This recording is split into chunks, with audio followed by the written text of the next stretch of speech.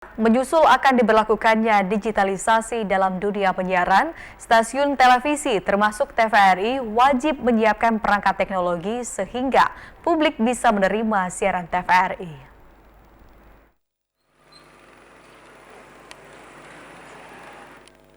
Coverage area atau area keterjangkauan menjadi hal yang mendesak untuk dibenahi sehingga siaran TVRI bisa diterima oleh publik.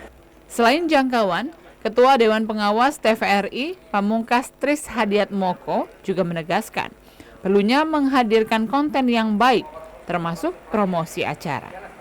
Ketika meninjau Satuan Transmisi Prabu Mulih Sumatera Selatan, Pamungkas Tris Hadiatmoko juga menekankan perlunya TVRI membina pemirsa, dalam arti agar tetap menonton TVRI melalui konsistensi, daya jangkau, dan konten. TVRI sebagai lembaga media penyiaran publik harus menjadi garda terdepan dalam proses digitalisasi. Ini tidak hanya untuk urusan TVRI, namun juga untuk publik secara keseluruhan.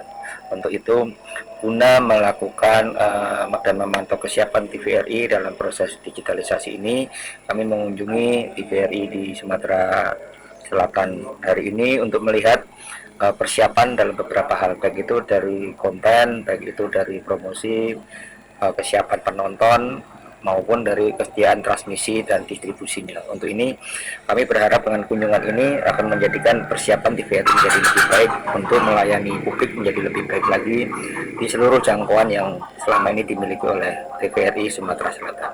Transmisi Prabu Mulih sebelumnya memiliki tower setinggi 85 meter. Namun pada tahun 2013 rusak karena angin puting beliung sehingga tower tinggal 55 meter. Transmisi Prabu Mulih mengudara dengan power 4.000 watt dari sebelumnya 10.000 watt.